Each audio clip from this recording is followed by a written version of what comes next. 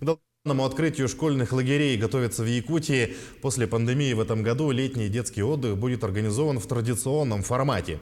Так, около 37 тысяч детей проведут незабываемые и яркие дни более чем в 530 лагерях. Начиная с 5 июня распахнут свои двери пришкольные учреждения. Одно из таких – оздоровительный лагерь «Спутник» школы номер 2 Якутска.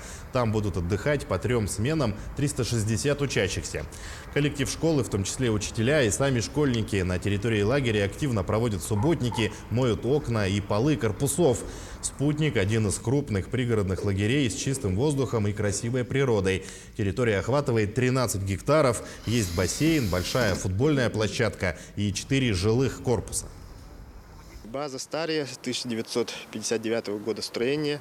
И, конечно, каждый год требуется ремонт. Так, силами наших учителей, наших работников мы сами красим, все убираем. И наши дети тоже здесь участвуют каждый год, десятиклассники. И убирают так.